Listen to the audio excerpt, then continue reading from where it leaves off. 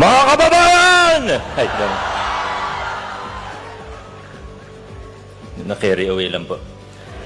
Ganda kasi ng introduction sa akin ni Professor Pangalangan. Judge Pangalangan, maraming salamat po. Thank you for your very generous introduction. At sa totoo, one of the biggest victories of my life, well, next to winning as mayor in 2019, the second biggest victory in my life was passing persons under Mambet Pangalangan.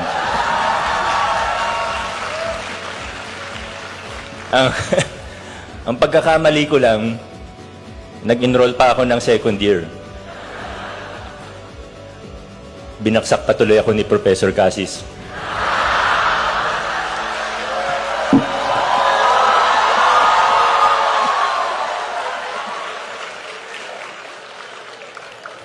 To the officials of the University of the Philippines, including its constituent universities headed by our President, Attorney Angelo Jimenez, to the officials and of UP Diliman, headed by its Chancellor, Attorney Edgardo Carlo Vistan II, to the officials of hindi ko na po isa-isa, ang haba po ng listahan, okay lang po.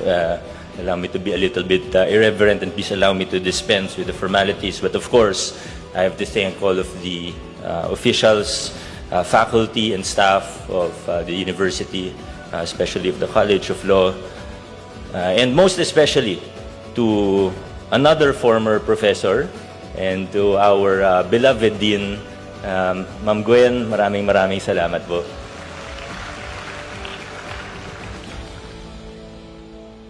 Hindi lang po talaga ako makatanggi kay Ma'am Gwen, kaya po ako nandito sa harapan ninyo ngayon. Pero sa totoo lang po, para akong nagkaka-PTSD ngayon na mga profesor ko ay nasa likuran ko.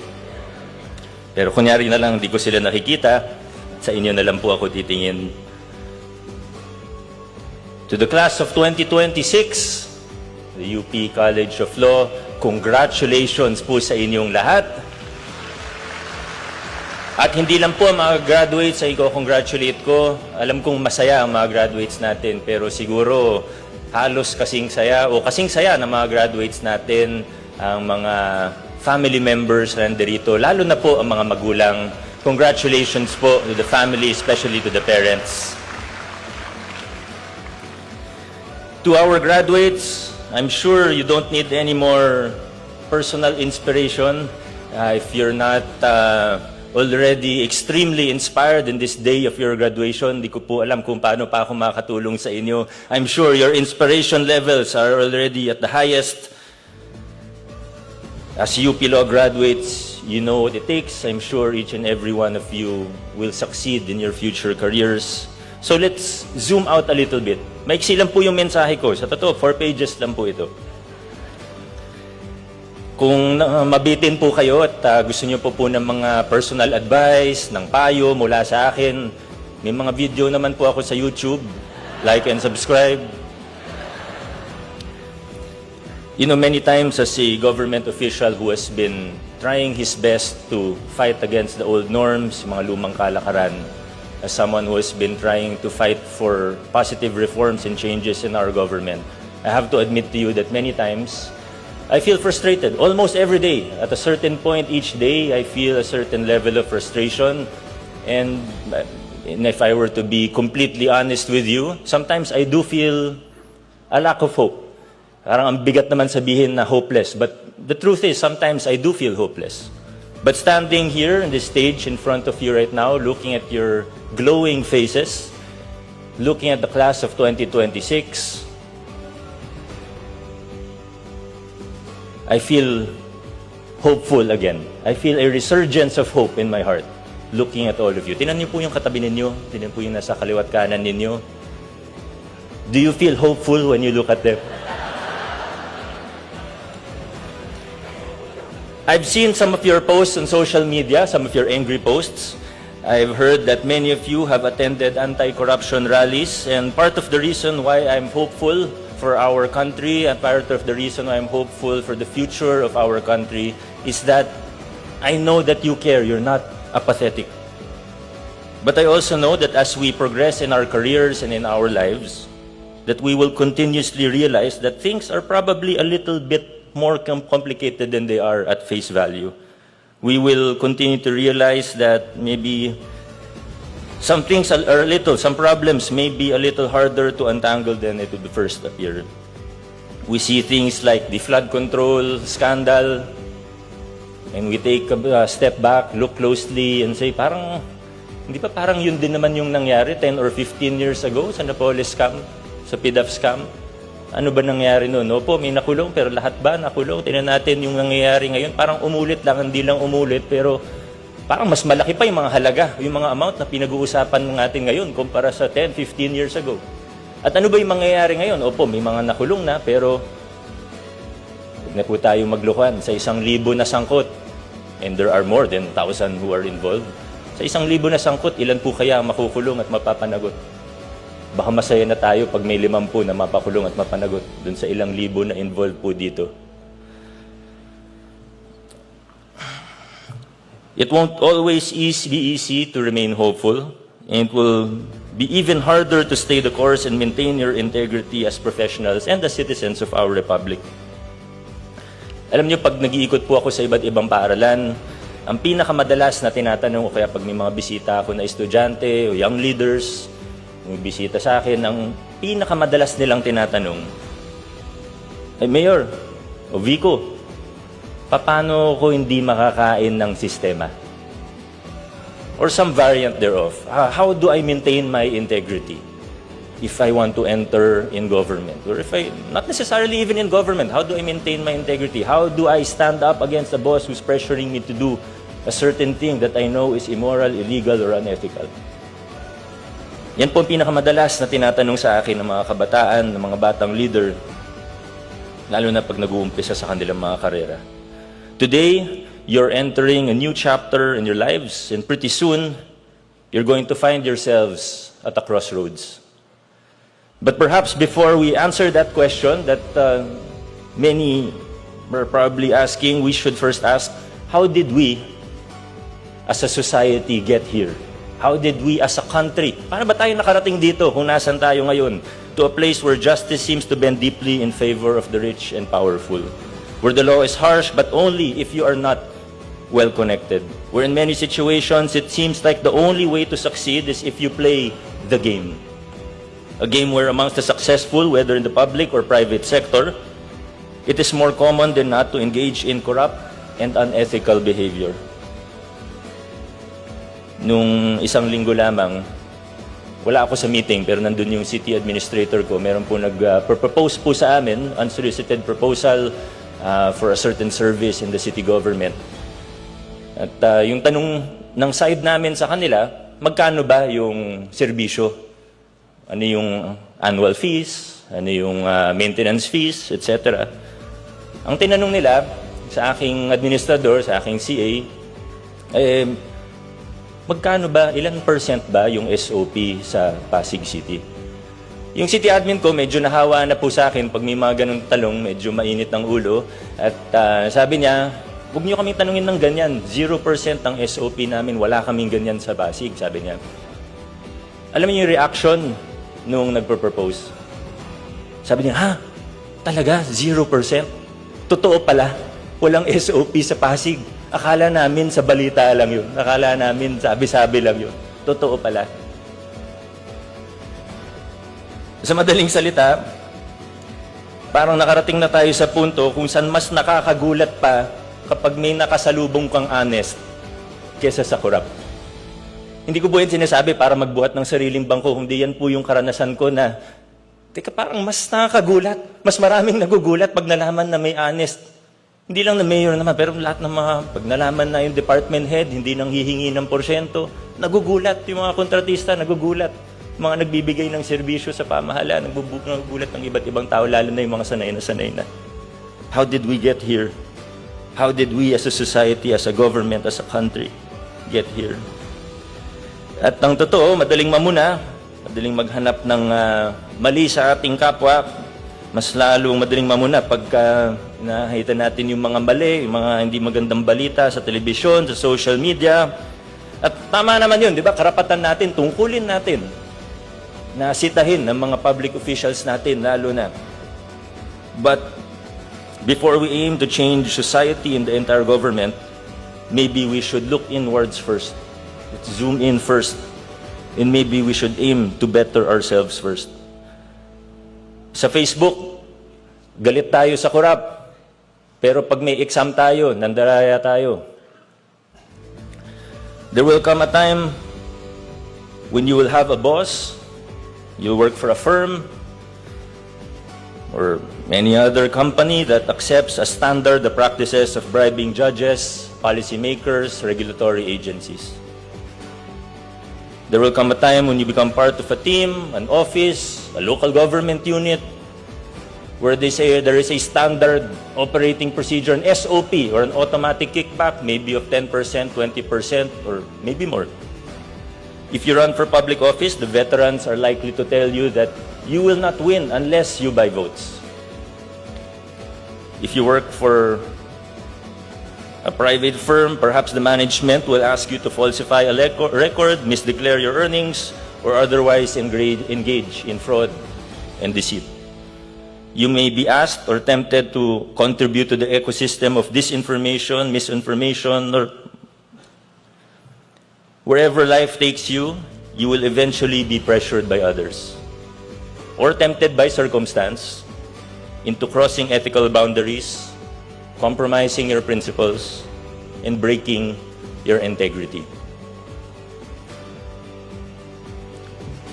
Now, let's go back. How did we get here? As a society, we could talk and debate for hours. Each of us, as many people as there are in this theater, will have the same number of opinions, different theories. But let's not forget that everything big started out as something small.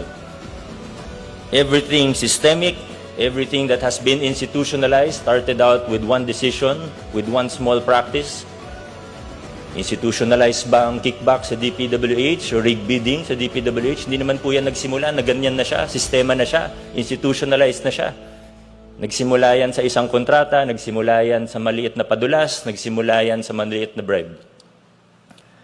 And progressively, it got bigger and bigger. Sabi nga sa commercial, di ba, great things start, ano yung sasabihan? With small beginnings. Kung sino yung naisip niyong atleta, dun po makikita kung ano po ang edad ninyo. Yung mga nasa entablado ang naisip si Bea Lucero. Yung mga graduate, pareho po tayo, Carlos Yulo na ang naabutan natin. Now, the question is, okay, so ito na to. Nandito na yung malakihang korupsyon, nandito na yung malakihang problema ng ating bayan, yung mga lumang kalakaran na hindi nating matali-talikuran. What can I do? At paano? Muli po, babalik tayo dun sa unang tanong, paano ako makakasiguro na hindi ako kakainin ng sistema? Marami akong pwedeng sabihin, pero habang naghahanda po ako para sa mensahe na ito, sabi ko kanina maiksi, pero hawak ko na po yung mic. Siguro mga 2 oras po tayo dito. Habang naghahanda po ako, meron akong nahanap na listahan na ginawa ko several years ago. I think I was already a mayor. I don't even remember what year I wrote this. But it's actually a list of things that serve as a reminder to myself. So you can adopt it or not. Pero para sa akin, nakatulong po ito. These are 10 things. There are more, but these are 10 things that I have done and I try to continue to do that help me from being eaten by the system.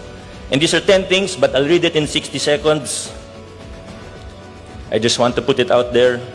Number 1, preparation is more important than courage. Number 2, make a list of non-negotiables and review them regularly. Number 3, when in doubt, choose faith, conscience, and integrity over money, power, and ambition. Number 4, study cognitive dissonance and continuously identify how and where it affects you, your decision-making, and opinion-forming. Number 5, get out of your echo chamber from time to time. Number 6, check your ego every single day. Number 7, have people in your life who share the same or similar principles, values, and beliefs. Number 8, allow said people to keep you grounded. Number 9, give these people the license to hold you accountable. And number 10, have a healthy level of respect, but also be willing to go against the status quo.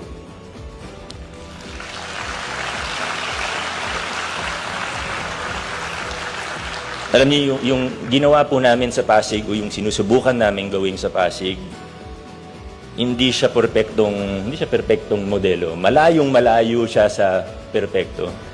Marami rin kaming pagkakamali, marami akong pagkukulang, kapalpakan pa nga. Pero siguro yung kahalagahan ng ginawa namin o ginagawa namin sa lungsod ng Pasig, sa ating lokal na pamahalaan ng Pasig, ay pinakita namin na kahit mahirap, posible ang pagbabago ng luma at bulok na sistema.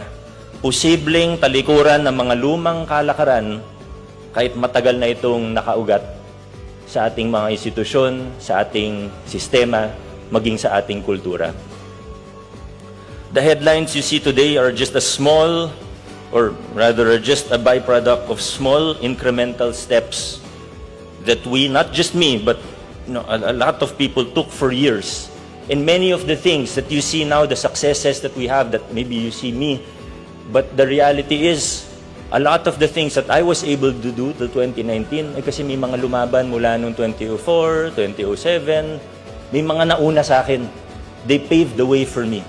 The little things they did that maybe today no one would even remember, paved the way for me and for us now, starting in 2019. Whether you like it or not, you, the class of 2026, will determine the future of our nation. Will change be possible? Will we be forever trapped in this vicious cycle of inequality and poverty, of corruption and injustice? I'm sure that you and I are the same. We believe that change is possible, that as a nation we can, we are, and we will move forward. Though sometimes it may be difficult to see, the trajectory of our nation is positive. It's upward. Patunay na lang dito. Kung nasa time machine ka, pwede kang mamili kung saan ka titira, 1896, 1945, 1986, or 2026. I think if we will be purely objective, isipin lang natin, quality of life para sa iyong sarili, para sa iyong pamilya. Most likely, you will choose 2026. And I think that's proof that the trajectory of our history and of our nation is upward. Ang tanong na lang, kung gaano ba tayo kabilis papunta dun sa mas magandang bayan, mas magandang sitwasyon para sa ating mga kababayan. How fast we go will be determined not by the President, although of course, leaders are important, not by some charismatic leader. There will be no savior for our nation. But how fast we go will depend on you, the incoming generation of leaders and change makers. Changing perspectives, reversing destructive norms and practices. How fast this all happens will depend on you. When you find yourself at the crossroads, will you choose the easier, more convenient path to success? Or will you stand with integrity? Will you stand for truth and justice? Towards a better nation, there will be no shortcuts. But if this next generation of leaders, including the class of 2026, if your generation will rise up, as we have seen you already beginning to do, perhaps our nation will be in for a pleasant surprise. To the class of 2026, may you become great lawyers who will live not only with excellence, but more importantly, with integrity. May you always choose to fight on the side of truth, fairness, and for the rule of law. May God bless you and your future careers. May God bless you and your families. And I look forward to everything that the future has in store for you. I look forward to witnessing you change our nation. Mabuhay ang class of 2026.